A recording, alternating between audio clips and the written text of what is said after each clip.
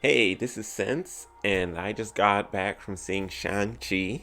Uh, Forgive my pronunciation; it's probably going to be all over the place. I'm used to reading his name in the comics, not saying it out loud. But I did go see see the movie tonight, opening night. My review is going to be a little less thought through and a little bit more first impressions. Honestly, I'm about to start jumping into spoilers, but I know how to do this in the proper order. I think I'm going to give it a 4 out of 5.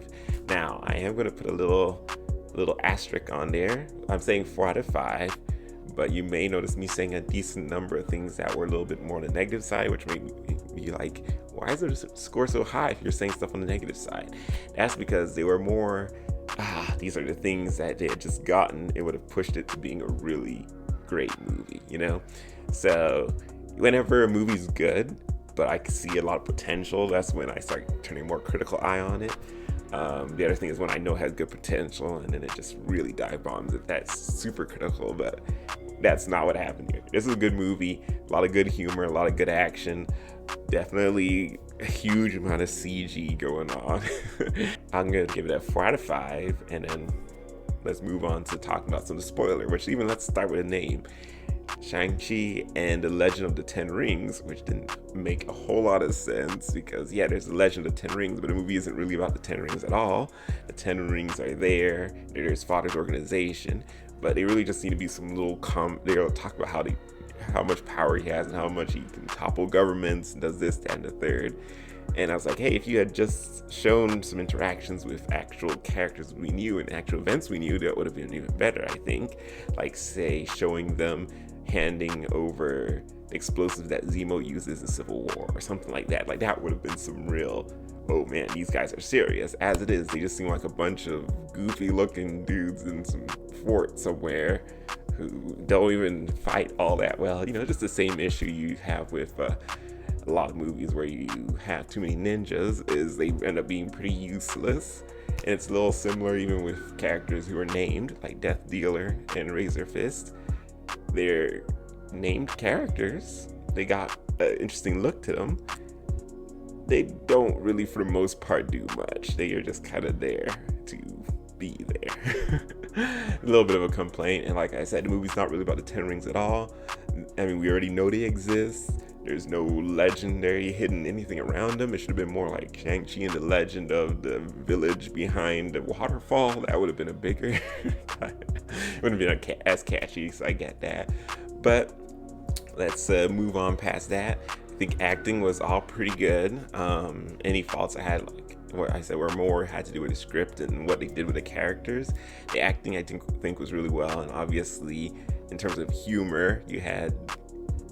I said spoilers. You had Kingsley and you had Aquafina just going, not going crazy, but they definitely put a lot of humor. I think that's another thing this movie did pretty well, which is have the humorous quips and jokes and lines come from characters who are humorous, and then you have other characters who are not humorous and they don't crack jokes. Like, honestly, Shang-Chi himself barely cracked jokes. He did a few things where, like, oh, that was funny in the moment, how he interacted with that, and scenes where he's, talking and they're going back and forth with him and Aquafina and everything. It's like, oh, that's a funny moment. But he himself wasn't specifically a very funny, wisecracking kind of character. Made sense with his background. And you had that with a lot of characters. They showed up, they did things, they had like humorous interactions, but they weren't trying to be humorous, and they weren't telling any jokes. So I think that did well for it being a movie that got some good laughs out of it. It was really because they focused on having some characters be funny, and that's part of their the way they are. So it works pretty nicely. And Aquafina's character overall, I thought, was really good. I mean, it was a little weird that she could just up and leave the country on like a moment's notice like that. Like, that was a little bit straining credibility, but in these type of movies, who's really looking at any of that? And perhaps I'm a little too hyper aware of it because of the way things are right now. But that aside, the story itself I thought was handled really nicely. Now, ultimately, it did kind of boil down to being similar to Doctor Strange in a way, in the sense that we're dealing with this bad guy who's really leading to a bigger bad who doesn't really have real personality or have any real story going on. They're just a big bad who's going to destroy everything, so we got to stop him. Big bad boogeyman monster type character. Dormammu, the one who whispers or whatever that thing is called. That's what they kind of serve a similar purpose. Now Doctor Strange kind of took it and added a little nuance, a little not nuance, but a little fun, a little personality to this monster that we got to stop. And so Dormammu's remembered a little bit just based off how Stephen Strange interacted with it, or with him. Here, this one didn't have that same kind of quality. It was just a big CGI monster, and they just used big CGI to defeat it. That's what it came down to. Now, obviously, where this one differed is instead of Caecilius, who he is an interesting enough character when you look into his not comic history, but how they tell his story within tie-in comics and everything, you get more what he's about, and you're like, oh, that's kind of tragic. Here, they spent a lot more time focusing on Wenwu and building up that interaction, so that was pretty good. And I do think, obviously, I think it's partially due to the actor they had to give him a real more meaty role. Obviously they should have given Caecilius one with his actor as well, but I'm just saying the way they wanted to treat this whole movie, they had to give him a bigger role there, and I think they did do pretty well. I do think it would have been nice to really wrap it up with mano a mano, hand-to-hand combat instead of the rings and then the showdown there. Like, it was nice with the rings, but I do think they should have, when he threw them down, they should have had a last minute hand-to-hand and really knocked it out there. I think that would have been really nice, and it would have matched a little bit more with what I enjoyed about the character. In the comics, being the world's best martial artist, he's got to show that martial arts skill. And you don't want to overdo the CGI. You don't want to overdo he's using crazy weapons. You want to show that. And they had some good shots of that. I mentioned Death Dealer being kind of a worthless character, but that was one of the characters where he did have a good hand-to-hand fight scene that we saw. Razor Fist on the train was similar as well, even though again, both of those characters were characters who may as well have been faceless, nameless, whoever, who just put up a decent fight. I think honestly what boils down to, I did mention having an issue with the script, and what that boiled down to was the movie was a whole lot of telling and not as much showing. Like, you were seeing a crucial moment here, right? But the thing is, all of Shang-Chi's life, all what he can do, all that's all stuff that happened beforehand, and we get flashbacks too, for sure. Not all of it, but some of it. But really, during the movie, it's hard for him to be as much of a motivating driving force in his own movie, because a lot of the events in his story happen before the movie begins. So during the movie, you're just seeing him like, oh, I was just attacked. My sister's probably next on the list. I gotta go rescue her. That's like, okay, that's a good driving motivation for a character. Let's go. He gets to his sister really quickly. And then the rest of the movie is a lot more of events pulling him and him rising up to the occasion of, I gotta stop this nameless, faceless horror that's gonna destroy the world kind of thing, where it's like, yeah, that's good. But like they said, the real story they were focusing on was him figuring out himself out and him dealing with his mother's death, which was very good. Like, I think they did a lot of good scenes around that and a lot of good storytelling around that. However, he's sharing that with his sister and he's sharing that with his father. And honestly, it felt more like, you're feeling it a lot more during his father's scenes. So it just wasn't as, in my opinion, you kind of want your protagonist to be a little bit more hands-on, a little bit more direct, doing something as opposed to reacting to whatever other people are doing as much. Obviously that's how most stories start out, which is, bad guy changes up everything and our good guy's trying to get it to a good spot. But it just felt, I don't know, there wasn't as much of an urgency from our character. There was several scenes, especially towards the middle, where you're like, a lot of things are going on, but I just realized our main character is just kind of standing there reacting to it. That's what he's doing for a lot of it, from the instant he finds his sister to him getting to the village, and in the village, him going after his father and making that decision that he's going to, kill his father. That, and everything in between felt very much not like he was any control or any decision making or anything. He was like he was just on rails. It's just what's going on.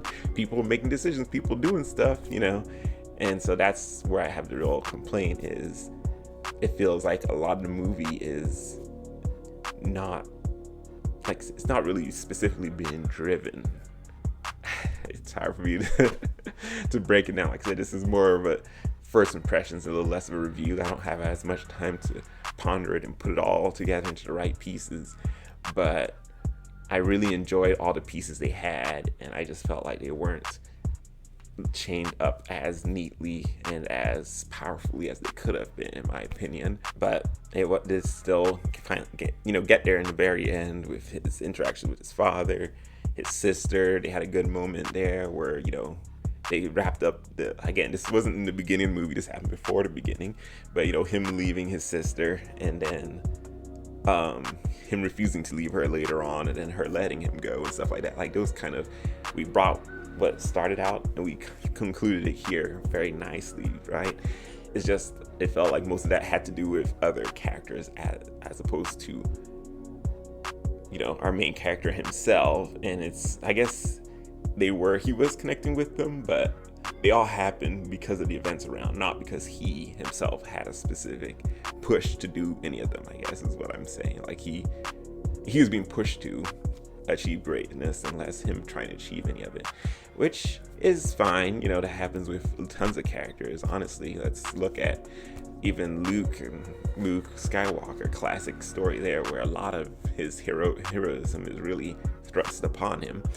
But I think for the reason why I'm judging this one a little harsher is for a character like Shang Chi. From whenever I read him in the comics and stuff, I really enjoyed the aspect of him being this great martial artist, but he's in a world with crazy, super powered people left and right.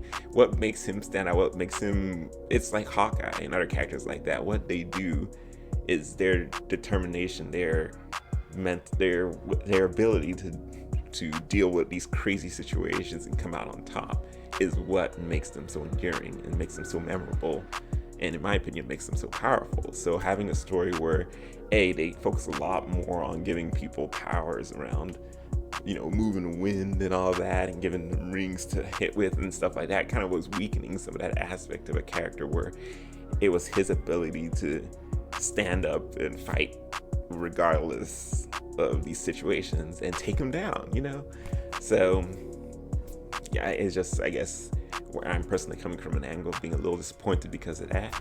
But I still think the movie was funny. I think it had good action. I think it was a fun time in the theaters, and I think it really did ultimately come around to saying to having a good message there, and having a good point that it did actually get to. But I'm just saying, what was a little disappointing to me is the way it got there.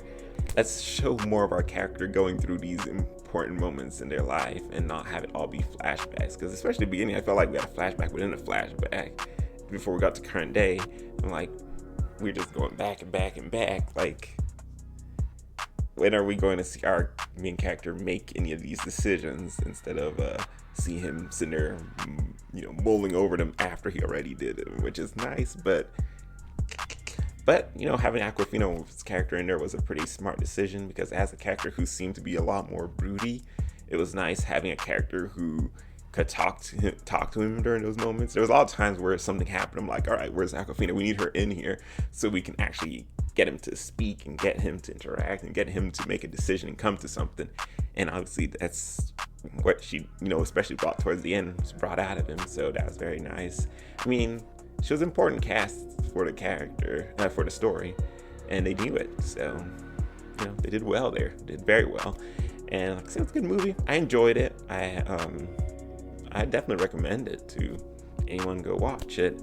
Hopefully I think I managed to avoid, I think I pretty much spoiled the whole thing, but just in case you still want to see the awesome fight in the end and see some of the interactions. I didn't really touch on some of the characters I saw pop in and out. There was definitely a good amount of cameos and stuff, but yeah, I think that's where I'm going to leave it. Shang-Chi, 4 out of 5. See you on my next review, whenever that may be.